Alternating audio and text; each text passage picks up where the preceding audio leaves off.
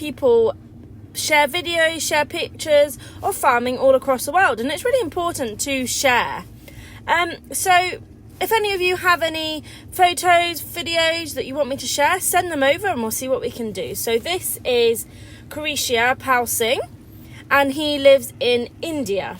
So he says he grows peas, lentils, wheat, and they also have a very big family of 22, which you can see here. They're all putting into the front of the combine. So in this video, they've cut the peas by hand. These are peas. They've cut them by hand and let them dry for a few days. He says then they put them through this combine to separate them out, and then they will empty them into a trailer like this. So here's them emptying it into the trailer of peas. I think it's really fascinating. He then says he goes to the market every day. So this is a market. This is where they trade grain. And at the moment, he is telling me that grain or wheat for them is 2,000 to 2,500 rupees, which I've worked out is £25 per quintal. So working it out, it's about £200 to £250 a tonne, which is similar to what we're getting in the UK at the moment. Today with Farmers Weekly, 10th of March, Farmers Weekly actually, £209 for feed wheat and £264 for milling. So this is pretty similar to what they're getting out there. So he's saying the weather affects their crops like it does in England as well. And they also have some livestock. So this is their cow, Shima. It's called Shima the cow. They take it for walks to feed it.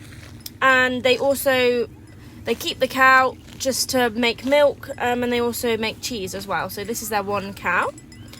They also have some machinery as well. So they have 3 tractors. Here's one of the tractors. A 50 horsepower, 40 horsepower and 25 horsepower New Holland. Here's one with a little plough on the back. And I think it's really amazing, all this stuff that they do out there. And thank you so much for sending your pictures in. If anyone elsewhere have any pictures or anything you would like to share, feel free to send them in. I'll put the email below, or my WhatsApp, or my Messenger. Or find me on Berkshire Farm Girl on all my platforms. So they also said they grow some watermelon and cucumber in the summer seasons and soybean in the rainy season. So obviously soybean needs a little more water. Here they are again, putting some more peas into the front of the combine.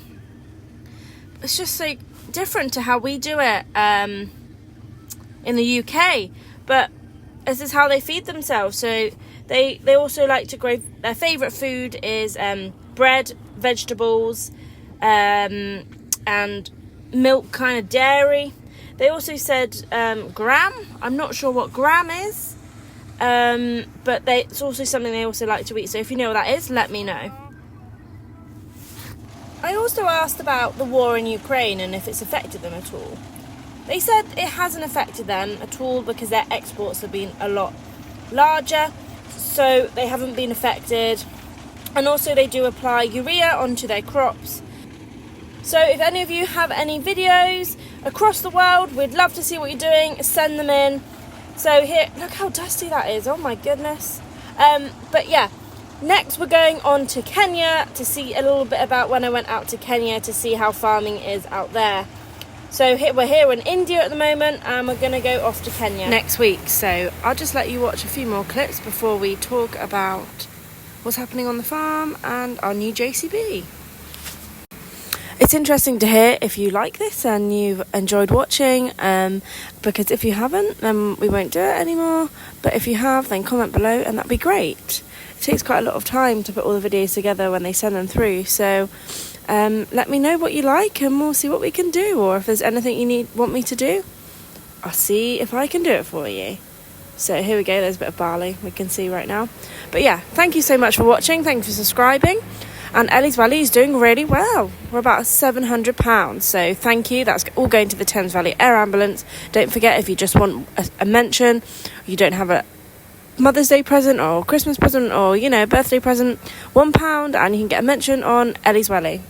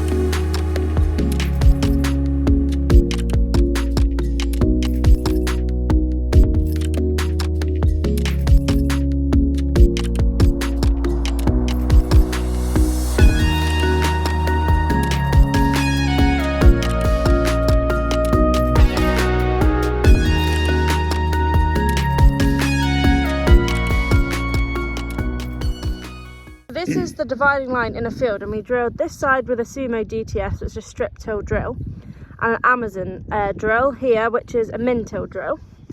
Dan and I were just discussing which bit looks better, and we say the Sumo looks better. Yeah, for sure. And that's because the leading legs give it some drainage.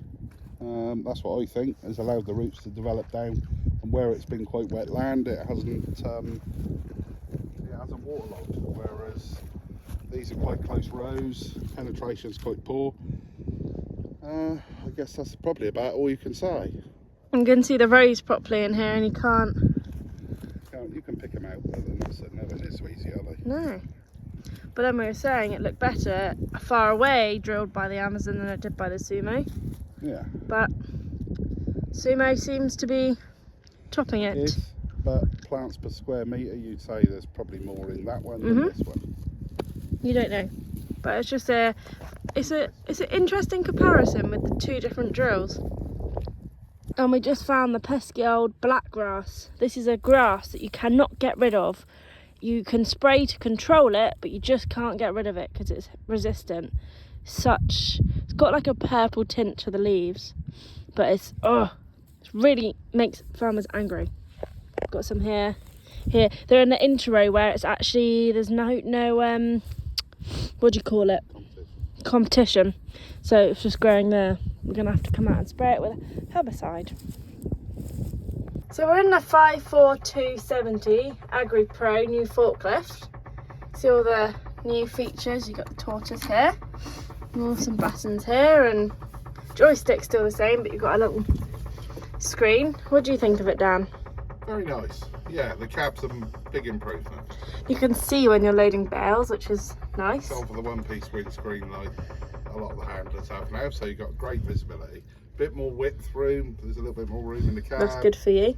Good for me. Good seat, good steering. Yeah, the seat's nice. Steering column's nice. Finally got some sort of leather seat. Heating and cooling, which is fantastic. Heating and cooling here. But is it big enough for you? No. Not big enough? No. Just doesn't cut the mustard? Doesn't cut the mustard, no. No, it's a good forklift, and it's great for a lot of people, and great if you're just on a cattle farm, but for me, we do so many varied jobs. The straw, big heavy bales, loading stone, soil. The bigger one is much more stable. Well, I used it a second ago to load some of the horse's poo, and it was actually really smooth, but... Oh, it's very smooth, it's very quick on the hydraulics. But and it's 50k. It's 50k, which is amazing. It's the fastest telehandler I've ever driven.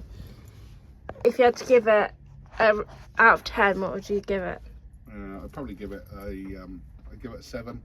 7, just because it's not got enough power. Well, it's got loads of power. It's just not stable enough. It's 175 horsepower. It's got loads of power. It's the stability when you're taking, 4 bales down from 12 high. It's just, you just don't feel as safe in here as you do with the big one. The big one sits very squat on the ground, and if you're sat at an angle, it just stays on the ground. Yeah. But this is 3.5, 4 ton lighter, so it's very quick on the road. The hydraulics are real quick and responsive. My guess is if you were sitting in the field loading straw, this would be brilliant.